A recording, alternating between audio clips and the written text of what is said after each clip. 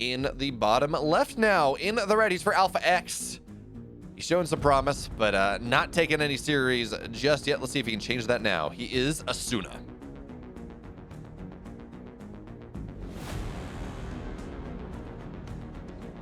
Here in the top right is the blue Zerg. Here on Glittering Ashes, the veteran wants to show us he still got it. It's Bioice.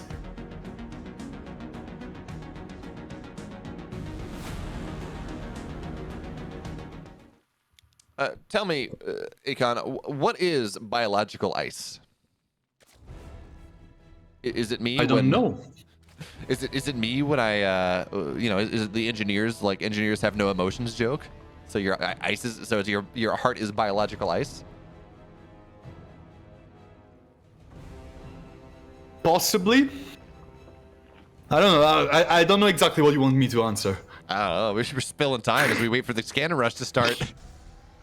And yeah. By the way, this is Gate Forge Cannon Rush, which does mean that we will see a Robo get proxied as well. So Gate Forge is arguably the less understood of the Cannon Rush styles. I mean, we're all familiar with, let me drop a Forge and drop some cannons, have fun. This one's a little different. It has at times felt a little bit more difficult to hold. But on the flip side, with shield batteries being worse than they used to be, spawning in with only 50 energy instead of 100 if you're not near a Nexus, it does become a little bit more difficult. But let's see, the probes or the drones are going to get pulled. This is a full wall. There's not any surface area on these cannons. Bioice is now most likely going to have to give up this base position, and we're going to have to see, does he look to take his third base somehow? And there we go, that's the second. You don't need 3 cannons, actually, to make this happen, because Bioice is pretty clearly giving this base up. Now the question is really was whether Asuna decides to cannon rush the third, and the answer is most likely no. By the time you look to cannon rush the third, Lings are at, it's not really worthwhile. But the question now is, where does Asuna go from here now that he has accomplished his goal of canceling the natural, or killing the natural, actually? Yeah, getting his natural Nexus as well. It's looking a little bit like a convoluted arch block, more likely, but I don't know, like, at least it makes sense why Glittering Ashes was chosen as the first map of this series. It does make a lot of sense to cannon rush here due to the mineral line placement here behind this natural and how easy it is to establish a position with your cannons. But again, you were asking a very good question. Where do you go from here? What is the plan? Well, we still do not know, but it's a Stargate incoming. I mean, Stargate is the normal response from cannon rushing. It keeps you safe from whatever sort of follow-up that Bioice may look to go for and punish. And also, it does give you some aggressive potential later on. The one thing I don't like from Asuna is the fact that he did only cancel one of his cannons. He really could have accomplished a very similar goal by only leaving one of those cannons there, just because of the timings. He probably does go down anyways, and then, look, you get some extra money. Oh no, that just hurts us, Zerg. That feels bad. You're like, oh great, I'm gonna take my third base somewhere, and then you're just not allowed to. It does mean he will trade the Adept, which is maybe not the best for Asuna. It loses some map control. But how many queens do we have out on the map right now? We have 2. That's enough to kind of defend one base, but without any spores, I am somewhat worried that this Oracle is going to get a lot of damage as it flies across the map. Yeah, absolutely. That's definitely a big scare card in this series right now. We had no creep whatsoever, and Glittering Ashes natural, like fur base and main being so far. Creep spread is not going to be a factor for very long. And we're going to have to see. Bioice actually puts a lot of Lings on the left side in kind of a weird spot, but I guess he's just massing up, waiting for maybe an opportunity to go cancel a third base. For now, he has scouted that there are Oracles on the map because of this observer right here. So at the very least, he's not going to be caught blind by an Oracle running across. In fairness, though, Akon, you know that Stargate is going to be the response to this. That's just how it works. So now with 2 queens per base, now with a Spore here as well, Bioice really should not take too much Oracle damage, and it looks like Asuna for his part, he's going to send the Oracle across the map now, but this was more of a defensive tool anyways. Yeah, we already see it robot, cancel, like, he's getting out of this. One thing I want to keep a close eye on is how much gas Bioice is getting, because this could develop into a very aggressive play on the side of the Zerg player in the spot he is. This is where he's never going to do anything. The Roach Warren is scouted. The third base is incoming over here. There's also an Evo Chamber. These lanes are trying to make something happen. But the transition from Asuna is looking pretty clean. +1 ground weapons as well. I do want to see something being done by Bioice right now, because his third was kind of late, and he's now on even basis.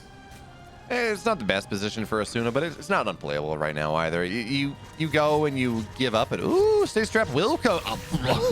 Okay.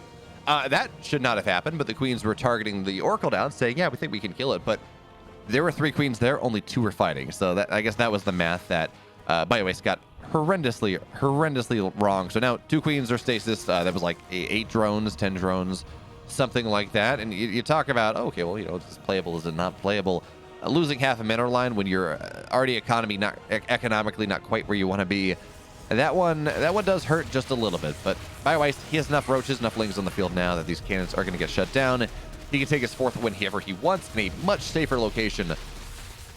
And that just means this game's going to go longer. Realistically, it's Glittering Ashes. It's really hard to break the core 3, the core 4 bases on this map. So where does Asuna go from here? Where did Bioice go from here? It looks like it's going to be Charizard Archon. Charizard Archon Immortal. Asuna just going for that ground pounding style and a rather rage-inducing way to get there if you are a Zerg player. Yeah, back to bread and butter. There's nothing better than some CIA getting on the field. Exactly, yeah. How do you feel about bread and butter pickles, though, Akon? Is that something they have in Italy? Absolutely not. It's first for me. They're kind of a sweet and not quite spicy. They're not like a gherkin, but they're like they're kind of a sweet and salty pickle. You get them cut like lengthwise on on the cucumber with the pickle. They're very tasty, but I bet you only have like real pickles. Yeah. It's not something like, it's not a big thing in Italy. Not at all. Well, at least I guess not cucumber pickles, like pickled peppers and things like that. Oh, yeah. I know those exist in that country. Absolutely. All right, so Lair on the way now for Bioice. He's got it halfway done, +1 melee. So Roach Ravager, Ling Bane, more of a focus on the Ling Bane for right now, which normally is rather good, but it's part of the goal of Charizard Archon, right? You just get the Archons forward, they soak the Banes, and then the Zealots kill everything else. This will come down to execution. And Asuna is going to be very happy about how he's going to be able to execute, because again, his 4th base is well-timed. In fact, it is actually slightly behind the Zerg 4th, but really not by all that much. So here comes the army of Asuna on the map. He's down about 24 army supply, 26 army supply right now, but he does have a Warp Prism, I'm going to assume. No, he doesn't. You do kind of want to have a Warp Prism, Akon. Absolutely. Like that is it sounds like something he's forgot and he's now getting one. It's a little bit late. Spire Infestation Pit coming at the same time.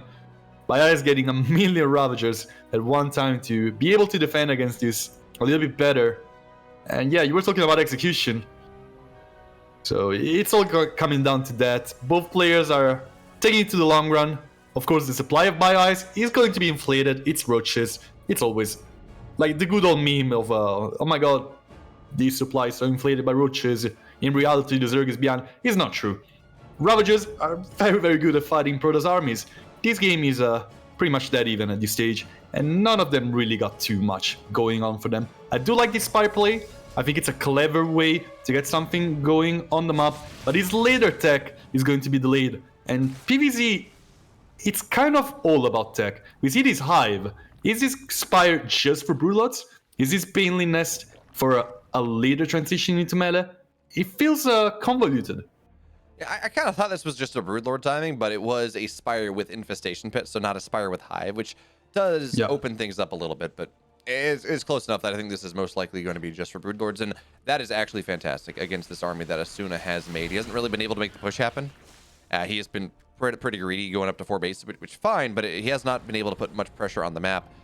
And folks, I don't need to tell you just how good Broodlords are against Charizard Immortal Archon. Archon's never got on top of them.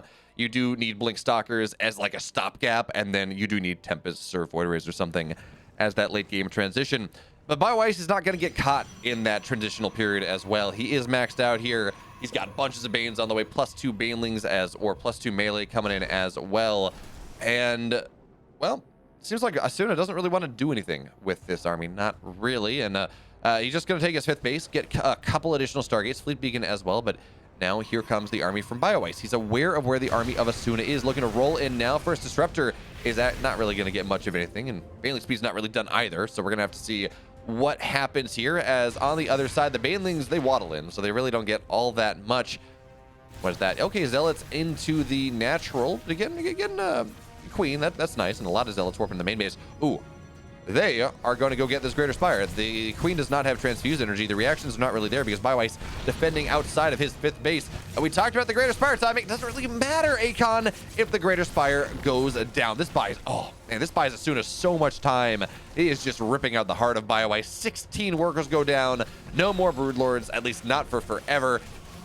Bioice is stuck on a mid-game tech, and Asuna, he is getting to late game much faster. Yeah, that's a real weakness when it comes to that. You get on the map, the Protoss player can just hard punish you. My eyes was just not really, I want to say aware that this was going to happen, but you should be aware that this is going to happen. He wasn't just prepared. He didn't have his units in the right place. He hadn't the right movements, and now these Disruptors are getting a big fight over here in the middle. Is Russian Nova going to hit on Ravagers? Not really. Yeah, I mean, they're still getting enough. They really are. The Biles are going to land, though, when you see some better splits. There's a bunch of Archons. They just absolutely pop, and the Warp Prism is not with this army, but it does not matter. Asuna, he played the tempo pretty well. He had his timing. He on 5 bases, he said, yes, this is when I'm going to go kill my opponent. Fantastic. Easy clap. And that means Asuna is up 1-0. Okay. It felt a little bit like the opposite. It felt like Bioice was the player who wanted to trade supply, to have a supply ready to get those Corruptors out, and try to not be too weak in that transition, trying to trade, trying to kill something. But instead, as soon as I thought, oh, okay, you're moving your army over here, that means my Zealots are just going to absolutely obliterate every attempt you want to get at getting into late game. And as you were saying, a Zerg stuck on Ravager, Roaches, Lings, and Banelings. Baneling Speed was also pretty late. Yeah, that's not going to cut it against Disruptors. Not at all. And really, this does all come down to, I think I said earlier that I didn't really mind Bioice's position out of the cannon rush because it's not super committal. But we did see we did see that in the timings a little bit, where, you know, Baneling Speed was not done. Some other things were slightly delayed. But at the end of the day, I mean, Bioice absolutely had a shot in that game even after the cannon rush. He just really didn't handle it appropriately and was not prepared for massive Zealots every single place. Now, Constantine, when we opened this series, I said, yeah, you know, it's not all for Pride, because Pride is banned. Actually, Pride is not banned. Pride of Altaris will be our second map in this series. And with Asuna up 1, let's see if Bioice has what it takes to bring us back to a game 3. In the upper left now, he's down 1 off a cannon rush. We're actually going to stop this. Never mind. All right, I got a big question for you. How did this map get through veto phase? I genuinely don't have a good idea. Why would a Protoss player not veto this map against a Zerg player? I really do not know. Like, this is the mother of Zerg maps, all right? I mean, it's not as bad as it used to be, right? It's not quite as broken. Because, of course, the Queen Marks are not really as much of a thing anymore. For those of you curious... Wait. Oh, never mind. For those of you that are curious, this is Bioice's map pick. Asuna banned Curious and 2K, so that's why. Bioice just didn't want to play on those maps. He said Pride of Altaris is better, I guess. And it's weird. Vetoing 2K to play on Pride of Altaris, that is a... I hope he has something in mind, because you kind of have to be 100% sure that your opponent is going to pick this map. Yep. Well, you know what, folks? We're ready back again. Let's get back in to game number 2. And hey, you know what? We're back in there now in the upper left again for the 3rd time in this 2-game series thus far for Psystorm Bioice.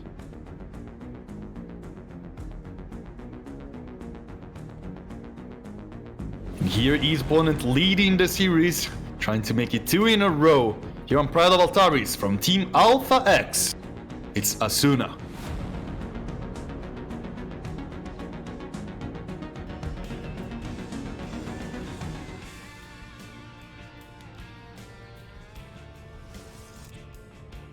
Okay, I kind of expected there to be a gold base here. In all honesty, Yeah, me too. Well, in fairness, it's more like why did Asuna not ban this map than why did Bioice not ban this map? And certainly you can be abused by going for the gold base. Certainly, especially as queen walks are less powerful, so you don't have that nice yes, I'm just gonna walk across the map. Doesn't matter so long as I'm mining. Your timings are delayed. So Bioice for now is just gonna take his third base as his natural. And we're gonna see where exactly he chooses to go from here. But I'm with you, Akon. I want to see what Asuna has planned because I don't understand a world where a Protoss lets this through. It needs to be something like trying to get to uber mega late game, because at some point it starts to become a little bit easier to get a hold of your own side of the map. You just kind of avoid the middle. You just try to get Stargate, maybe bunker down a little bit. But Bioice is probably just gonna try to not let that happen, because their player can do many things on this map. Well, certainly they can. We're already seeing Bioice not really choose to take advantage of, well, one of the reasons that this map is so good, and that you have a gold and it has 8 mineral patches, so you actually mine with full 16 workers and enjoy that benefit. Those of you that are new, say most gold patches are 8 or have 6 mineral patches, not 8, which means they mine only just a little bit more than a blue base, actually, but what they do benefit is you need 4 less workers. So it really does help Zergs a lot, in particular in terms of how they scale. They spend less larva on workers early for roughly the same income, which then means that you have more larva for lings or roaches or whatever your aggressive option is going to be. So not seeing Bioice go for that one, I mean, that is the reason, for the most part, why this map is so Zerg favored. It's one of the big reasons, at least. But I'm not too surprised to see this. Asuna, he is going Stargate play behind this. He's going to be able to take his third base, honestly, pretty easily, because he's going to have a ramp defending it. And maybe just our understanding of Pride of Altaris is outdated in that, we talk about how bad this is for Protoss, but Queen Walks are not a thing anymore, and that was what was the most power. That was why Pride of Altaris was so Zerg favored. Yeah, that's the biggest part of it, for sure. Like, it's still a very open map. It's still a map in which getting aggression is pretty complicated, and you can go for some like 15-14 shenanigans with your gold base, but we don't talk about that here. No need to talk about it. Didn't happen. All right. So let's see. Oracle flying across the map right now from Asuna. He's going to try to find something. Do we have any spores? We have 1 spore.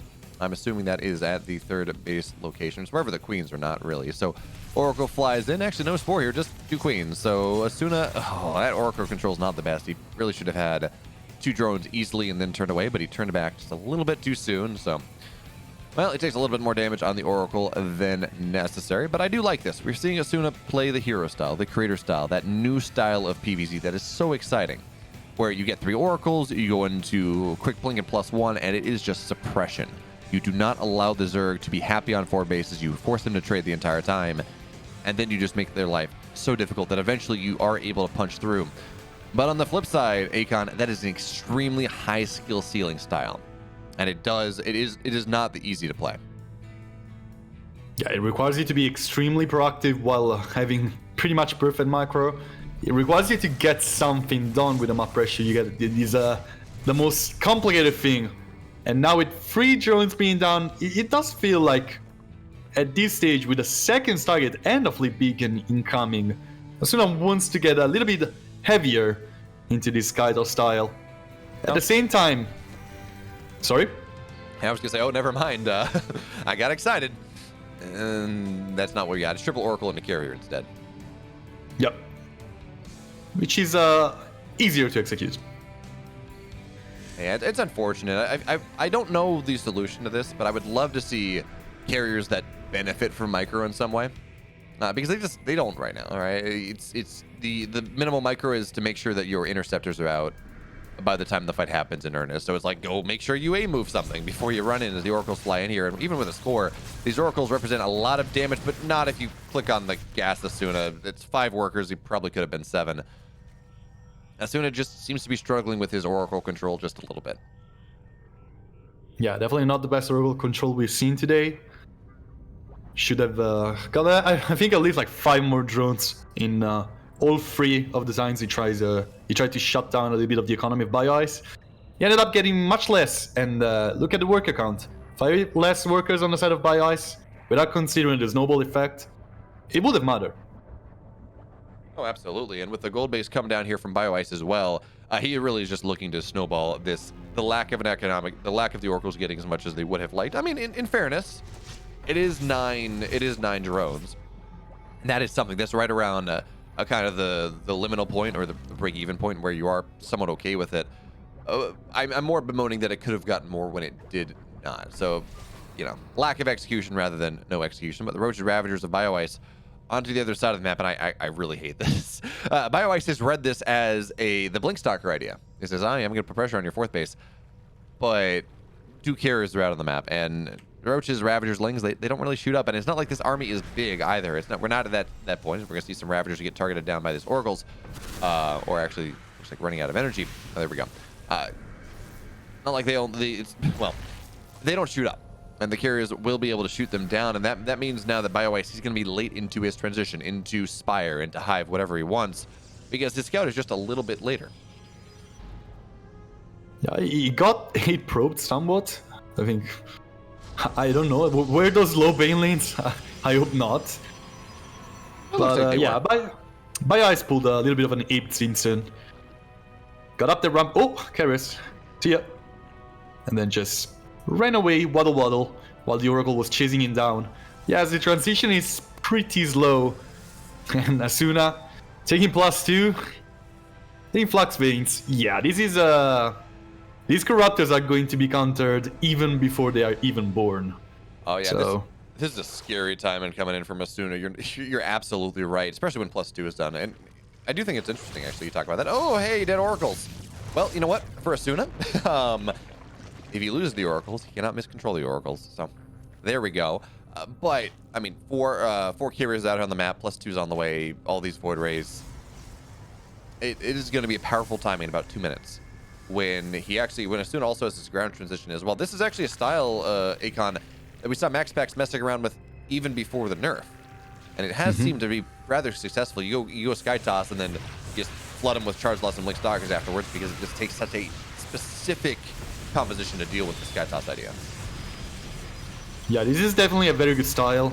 Very risky one, but again, right now, like we've been talking about that Predal Altaris Miss Veto. And you know what? Now it's making much more sense. If there is one map in which you can pull this without risking too much, that map is Predal Altaris. And you see 9 probes going down to the Banelane run-bys. But in the end, Asuna is fine. He can sustain his Stargate economy. And we don't really see enough being out there for Bioice to straight up stop this. It feels also like Asuna is kind of missing the point. He should be a little bit more proactive with this. I mean, I don't think he needs to be that proactive. He's just trying to build a max out. 170 supply, 180 supply, wait for +2, wait for charge to be done, all those things. He's just really trying to defend right now, making sure he doesn't lose too many workers. And 9 here or there, I mean, it's not that big of a deal. He's still on 82, and he does force his opponent to trade significant banelings in that exchange. The only thing we're worried about is if the Corruptors fly across the map and knock everything down before he is ready, or some sort of big run-by like this. But as soon as on top of it, he is absolutely fine. And, oh, Corruptors, though, they're going to show up here. Got to turn on Prismatic Alignment, make sure that happens. There is no stat defense right here. And this is a lot of Corruptors. 19 Corruptors, the Void Rays, they're just dying. Asuna hasn't turned on Prismatic Alignment until right now. I don't really understand that one. But with the carriers now having +2, they're going to start to knock down these Corruptors pretty damn well here. Look at the Corruptor count fall. Now it's 7. And yes, we do see a second carrier die, but it feels like maybe it's enough, because certainly, I mean, if we look at the supply here, Asuna dropping down pretty low, but that was expensive, and that was on the edge of not working. Yep. By the way, before I said Asuna needs to be a little bit more proactive, I definitely meant Bioice need to be a little bit more proactive, and that's what I wanted to see. It does feel like Asuna missed a lot in macro in this fight. That late prismatic alignment was absolutely horrible. Killing 9 probes is pretty decent for Bioice. Doesn't look like he's able to replace his army quickly enough, but these lanes have been quite the nuisance so far, and getting this golden base, pretty much a good snipe. Yeah, Bioice Asuna's just going to be forced to give it up. He says, I lost too much in that last fight. Banelings roll into the third. Good pull, though. So he shouldn't lose too much, and that's a lot of Banelings going down. Yeah. It's easy to say, okay, yeah, you got 5 workers. Valid. But, I mean, that was like 15 Banes that he just lost. That's a lot of minerals, a lot of gas. And we're seeing Bioice, even as he's got a decent mineral bank, he does have that gold. His gas bank is not incredible. You know, he has himself 11 Corruptors. He really has not even been able to remax to that point where he was previously. And Asuna's doing a fairly good job of remaxing, right? He has more voids. He's on 6 voids. He still has 3 carriers, and he's transitioning into that ground force now. More Archons, +2. All of these things that allow him, that really do say, hey, yeah, you got Corruptors, that's fine. I don't really care. That's just a lot of dead supply. Yeah, those 26 larva worth of Zerglings probably wanted to be spent into something else, but that lack of Vespin is sure hurting a lot. All those Banelings probably a little bit overkill to the point that we're trying to make, and now finding himself with a little bit too few Corruptors. Bioice needs to be very careful about his movements from now onwards.